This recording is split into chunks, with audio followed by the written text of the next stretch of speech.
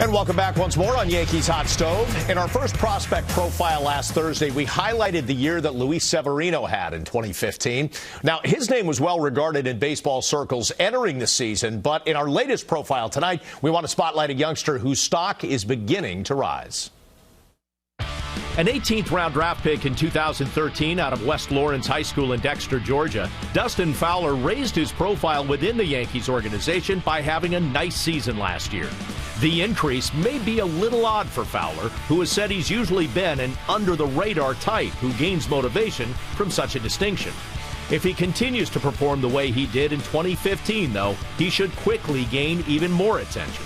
Over 123 games with the Single-A Charleston River Dogs and the High-A Tampa Yankees, Fowler hit .298 with 70 runs batted in and 30 stolen bases, while providing strong defense in center field. He's considered to have some of the best all-around tools in the Yankees system, and in order to continue his development, Fowler was sent to the Arizona Fall League this year. Considering that he won't turn 21 years old until late December, there is plenty of time for Fowler to grow as his journey through the Yankees organization continues. Well, in the 2015 season, Dustin Fowler was not a name that was on everybody's radar. It's nice to see his fast becoming that.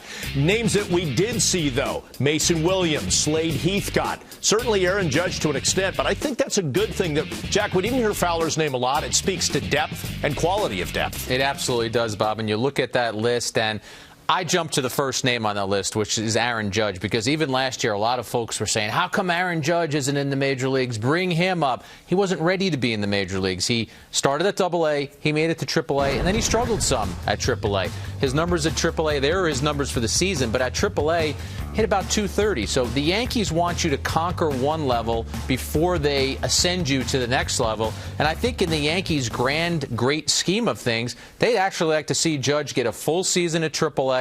By the time that happens, Carlos Beltran's contract will come off, and you could see Judge being a major piece for them in 2016. Well, you talk about his season. The biggest jump in the minor leagues is from AA to AAA. There's no doubt about it, because you have veteran pitchers in AAA who know how to pitch. They might not be the top prospect, but they're throwing sliders and fastball counts. It's a huge adjustment for a young hitter. AA is a lot more predictable. AAA, it's a whole nother level. He struggled a little bit, like Jack mentioned. I expect him to go back this year and kind of say, you know what, you got me last year, but now it's my turn to have a little bit of fun. You know what's interesting, too, is the Arizona Fall League, to me, is almost like a quadruple A in a way. You're getting even better talent over the winter. Last year we saw Greg Bird succeed, Judge, and this year you got Gary Sanchez, a guy who really stood out and made a name for himself, along with Fowler and a couple other guys. You know what, there's a big debate. Is a kid better off going to the Fall League in the States, and it's kind of a cushy country club type atmosphere, or go to real winter ball, Venezuela, Puerto Rico, the Dominican Republic? Obviously, a lot of the great players are going to the Fall League. Sanchez had an unbelievable year out there, 7 home runs.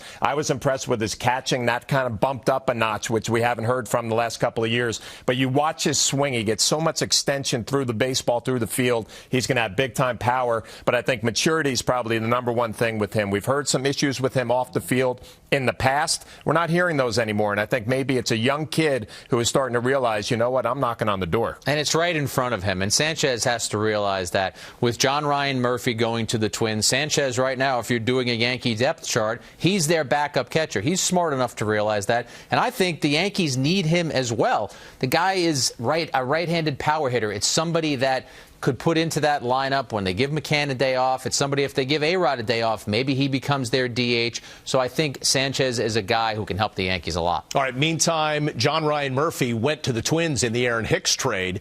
Let's talk about that a little bit, because Murphy, I think when they penciled him in last year, backing up Brian McCann, they didn't worry about the defense. The guy can throw. They certainly didn't worry about the bat. He showed he can hit. Yeah, he really had a nice year. And if you think back to the beginning of the year for Murphy, he kind of struggled in that backup position as a young player, not playing every day. You have excuses built in. I'm not supposed to be able to hit when I'm not playing. He can really throw the baseball. That's going to be his ticket. But I am intrigued to see what he can become, because we've not only seen him be a catch and throw guy, we've seen plenty of power, calls a great game, receiver, blocker, all those things that you're looking for. The Twins really got a good player, and you see how much better he got as the year went on, and I think he's probably has a very bright future. Right, and that's the part about Sanchez. John mentioned all the things that Murphy does as a catcher. catcher. We haven't seen Sanchez do those things. We haven't seen him work with the pitching staff. We haven't seen him throw out runners the way that Murphy did. You watched Murphy behind the plate, and you appreciated what this guy did defensively. Does Sanchez ever become that? I don't know, and that's up to the Yankees to figure out if he can be that guy. One thing we should emphasize about Sanchez, sometimes people get prospect fatigue, and how come Sanchez hasn't been up yet?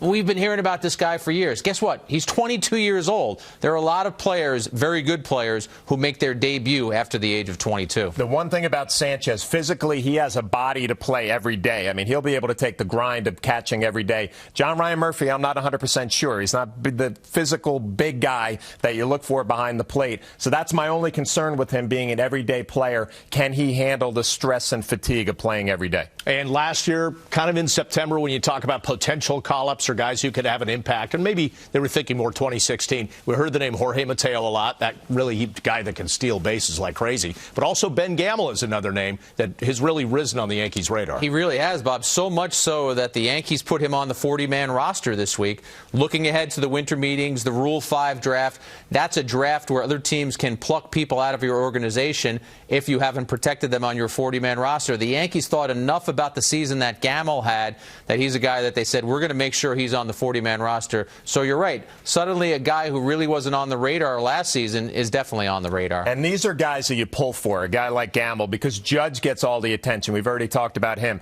Heathcott, Mason Williams. We haven't heard about Gamel. You see him in spring training, but he's not on your radar. Now all of a sudden he's on the 40-man roster. An easy way to get to the big leagues if somebody gets hurt. Really opened up a lot of eyes at AAA. And one of those guys it seems like everybody's pulling for because he's flown under the radar. Quick question for both of you before we go to break. If 5 years ago we considered the Yankees farm system, maybe not we, everybody in baseball, somewhere around here because they signed free agents, they didn't have prospects, Jack, where is it now? You know what? There are people in Baseball America and Baseball Prospectus and those folks who are much more expert at making those decisions. But, Bob, it has definitely improved. As you said, their farm system was barren. They admitted it. Hal Steinbrenner talked about it. Brian Cashman talked about it. But you look at it now, and they have guys who are coming or who have already made it. Severino, Greg Bird, Judge is following them up. So I think the Yankees can be proud of that farm system now, and I think it's a farm system that's even getting better. You know, we've heard in the past of organizations kind of hyping their prospects to get them a little bit higher up there than they actually are.